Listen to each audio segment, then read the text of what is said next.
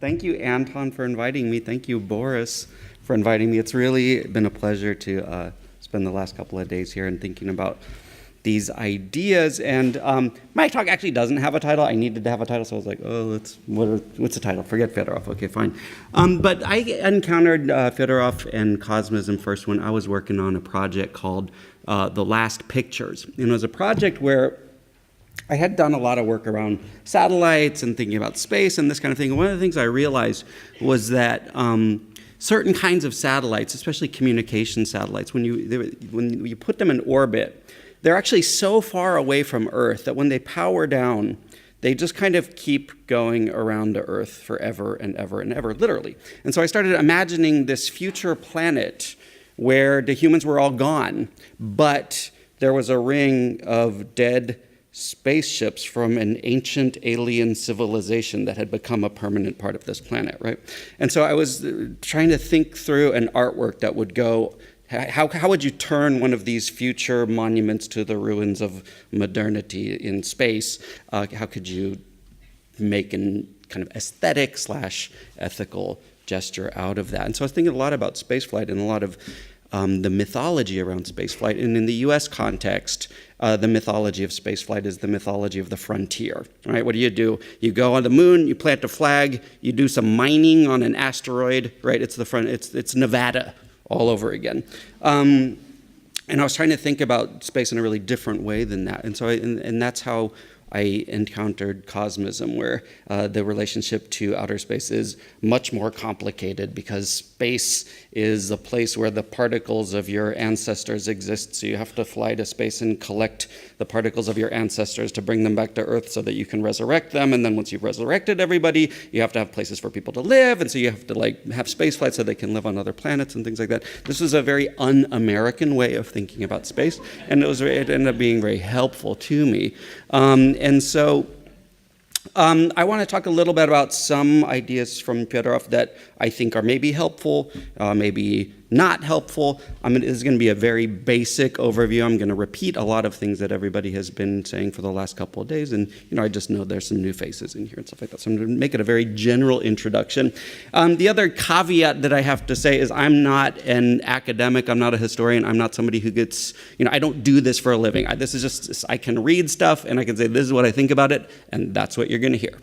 So take everything I say with a huge grain of salt because I have my own particular readings of things. So as I kind of alluded to before, there's, as far as I understand it, there's really two big engineering projects that Fedorov is proposing. One is a massive geoengineering project that takes place at the scale of the planet and then ultimately at the scale of the cosmos. So Fedorov wants to, completely engineer the surface of the Earth and the planet and the cosmos in the surface of the humans. That's one thing he wants to do. The second thing he wants to do is, as many people again have mentioned before, is resurrect everybody who's ever lived, right? So bring the dead to life is the kind of second part of this project. And so there's a kind of spatial engineering, right? You're engineering geography and the cosmos on one hand, and there's a kind of corollary to that, which is on the other axis, there's an engineering of time, right? So why are these two projects so important? Well, they're actually symptoms, or they're ways to alleviate actually a much deeper problem. And this much deeper problem is actually the thing that he's getting at. And that is the kind of alleviation of alienation. And I'm using that, and I don't mean it exactly in a Marxian term, I'm just going to use that word alienation. And what he means by that is that he believes that we as humans live in a state of alienation, and it's a state of alienation that is characterized by many, many different things.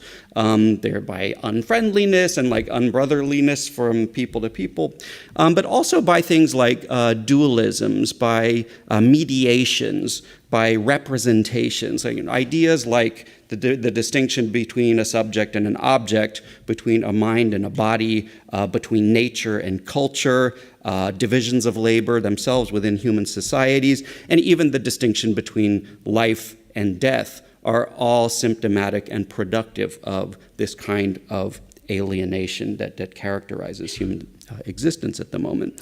So this question of alienation is both an ethical problem as well as a metaphysical problem. And the metaphysical part of it emerges from epistemology itself, in things like mind-body distinctions, subject-object distinctions, and that sort of thing.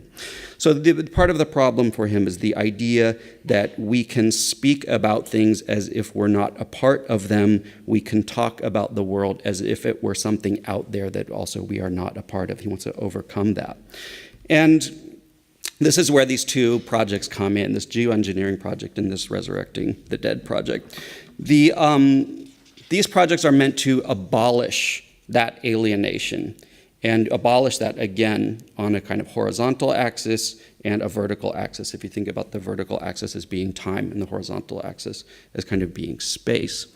And so the reason why these projects are crucial to the overcoming of alienation is because alienation has to be overcome through practice, not through theory.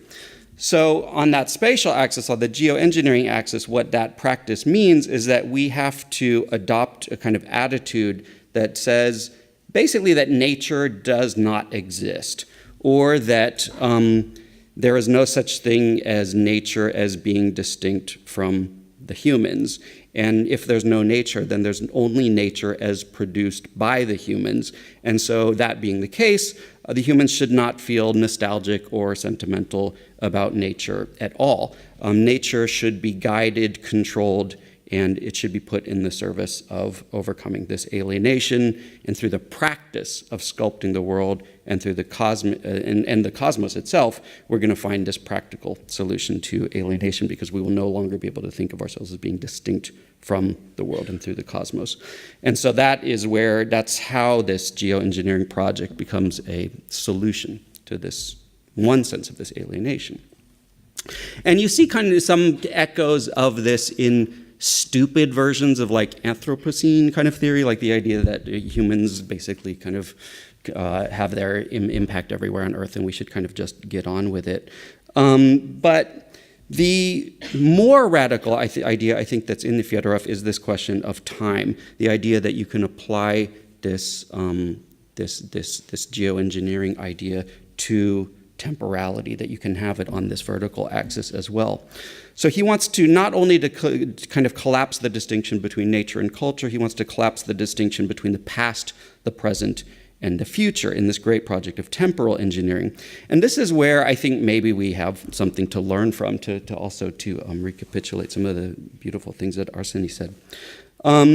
So this project is of course kind of crystallized in the resurrection of the dead.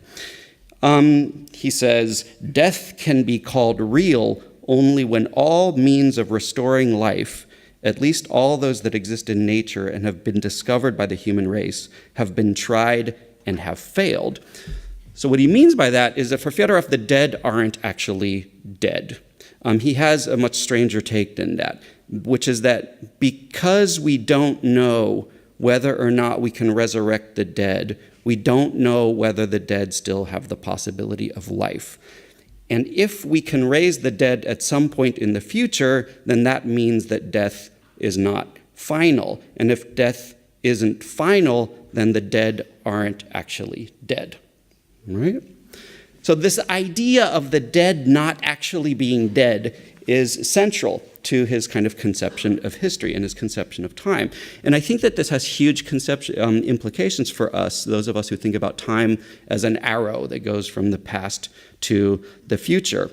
For Fedorov, the appropriation of time is our responsibility, and we have to set it going in a different direction. It has to go in both directions at the same time, or more accurately, to stop it altogether. And Arseny had a beautiful metaphor for this. I think he called it the arrow of time eating its own tail is the notion of history that he wants to inaugurate. So of course this is coming out of a 19th century context when progress is kind of a meta-narrative of the 19th century. It is one that he's very critical of. And he's very critical of the meta-narrative of progress precisely because it really underlines that distinction between the present and the past. And he said the idea of progress puts the people living in the present in judgment of the past. It's a very chronocentric notion of time or something like that.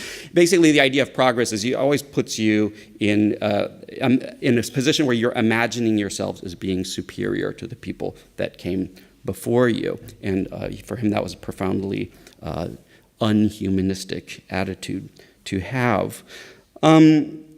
So part of this is a kind of philosophical question, but of course there is this practical question as well. So we have to take responsibility for this engineering this temporal axis of the past, present, and the future. We have to, and as a part of that, we have to develop an ethical relationship to the engineering of time. If we are responsible for time, and if the dead are not dead, then allowing the ancestors to remain dead and in their graves, or as particles scattered throughout the universe, would be the same thing as seeing our families and friends wounded and not calling an ambulance. Right? So there's he's asking us to think about the ethics of time in this really different way than I think what we're used to. So this is obviously a very different conception of time than a kind of classical Enlightenment notion of time. It's also a very different notion of time than a classically Abrahamic notion of time that you might find in Judaism or Christianity or Islamic theology. Time is not an arrow, it's a landscape for him. The time is a landscape, and it is, and through this landscape we are connected through two distant galaxies, but we're also connected across time to generations of people who've died in the past and who will be resurrected in the future. So this is a conception of time wherein the past can be the future can be the past, and where we are really responsible for the ethical stewardship of temporality. Now, the kind of end game of this is that this full realization of the Fedorovian project, the abolition of this alienation, would be, I think, the end of time and space, actually. Space would be fully connected and managed through these forms of kinship. There would be no outside to the universe. There would be no frontiers. And similarly, this idea assumes a kind of end of time where the past, the present, and the future all exist simultaneously, and everybody who's ever lived is immortal. And this is what he means by this common task. And he ends the text I have on the common task with the following quote: "For the vast intellect able to encompass in one formula the motions of both the largest celestial bodies in the universe and the tiniest atoms, nothing would remain unknown. The future as well as the past would be accessible to him. The collective mind of all humans working for many generations together would of course be vast enough that all that is needed is concord, multi-unity." Right? So he's talking about this incredible vastness and this very deep connection to things. So, what do we have to learn from this? I'm not sure, actually. One of the things that I think doesn't get emphasized enough, but for me it's just really overwhelming when you read this, is that this whole cosmology is really premised on a particular reading of the Bible. And this whole thing is about Jesus, and it assumes lots and lots of different Christian premises. Now, the whole cosmology assumes, I think, that God created the universe for men. It assumes also that the Bible is infallible, and it also assumes the idea that the Bible is actually a blueprint that the humans should follow, and that our task is to create the kingdom of heaven on earth. Right? So the Bible is not an allegory. It's something that's a blueprint for a universe that we need to create, in which we have dominion over everything, and immortality is not just a kind of Christian either metaphysical thing or a metaphorical thing, but we actually have to make this immortal kingdom of heaven here on earth. Now, this project and these ideas, then if they're kind of given to the humans by God, then that comes with a kind of transcendental guarantee underlying it, right? The kind of transcendental guarantee that if you follow the instructions, you're not going to fuck up the universe, right? Because God says this is what you need to do. But now, if you take this transcendental guarantee away, you remove that benevolent God guiding the human actions, things go very, very wrong very quickly. I mean, the raising of the dead can easily turn into a kind of zombie apocalypse, and the geoengineering of the earth can easily turn into some kind of crazy idea about like, oh, maybe we should like blot out the atmosphere or something like that to stop global warming. Just unbelievably hubristic kind of ideas can emerge from this. Having said that, I do think it's right that we need to stop thinking about nature as something being outside of ourselves. I think it's a very good idea. I just think that we should be far less cavalier about it than Fedorov is suggesting. Now, on this question of this temporal engineering, this is something that I think we actually can genuinely learn from. He gives us the opportunity, I think, with this cosmology to think about the ethics and politics of time-bending technologies. And over the last, couple of centuries, and we could even describe the last couple of centuries as being a kind of age in which humans have learned how to sculpt time in previously unimaginable ways. On one hand, we're making greater and greater interventions into the geologic time scales of the Earth, whether that's by doing things like making radioactive waste that's poisonous for hundreds of thousands of years, or making dead spaceships that just circle the Earth forever, or making alterations to the climate, making alterations to the pH levels of the ocean, and so on and so forth. There already is this kind of geoengineering project that's in place. On the other hand, we also, to kind of go from the geologic to in the opposite direction, we've seen other forms of new masteries over time. In the 19th and 20th centuries, we saw what Marx famously called these annihilation of space with time through things like transportation technologies, communications technologies, making the Earth a lot easier to get around, reducing the practical distance between places on the Earth's surface. That's a time-bending technology as well. And those are time-bending technologies that we might say are characteristic of the 19th and 20th century. In the 21st century, we're developing a whole new era of time-bending technologies. And that has to do with the ability to store large amounts of data, perform data analytics, and the advent of new forms of predictive technologies. I'll tell you a story. A few years ago, I was at a party, and there was a very famous cryptographer there, this guy named Dan Bernstein, who's written a lot of the very basic primitives that are used in encryption. And I asked him what he was doing, what he was working on, and he said that he was working on post-quantum cryptography. In other words, he was trying to develop encryption systems for a kind of theoretical computer that might exist in the future called a quantum computer. It might, in computer science, the idea is it might be possible to build something called a quantum computer that works very differently than the way computers do now. And one of the things that these computers would be able to do is break encryption very, very easily. So Dan was working on a project to try to build encryption for these kind of post-quantum computers, and he wanted to implement it now. And I was saying, well, why are you working on a project to build tools to defeat a kind of theoretical computer that doesn't even actually exist, and nobody knows whether it actually even can exist, and you want to deploy them today? And he basically said that because we're living in a world where the likes of Amazon and Google and Facebook and the NSA are able to kind of indefinitely store every email, every search term, every like and every tweet and every direct message, that we have to build tools for the present that protect us from the future, right? And I don't think that we should resurrect the dead, actually. But I do think that we need to start developing some very different relationships to time. That we need to develop an ethical relationship to time that can account for things like nuclear waste, which has already created spaces of death that will remain so for hundreds of thousands of years into the future. We need to have an ethics of time that can help us think about the chemical composition of the atmosphere, the evolution of other life forms, plants, and to the oceans and to the wetlands. But we also need to think about an ethical relationship to the little particles of ourselves that exist on cloud computing platforms, that exists on social media, in credit reports, in demographic profiles. We need to think about time differently so that the future does not become the enemy of the present. And I think that perhaps this involves a different way of thinking about what resurrection might be.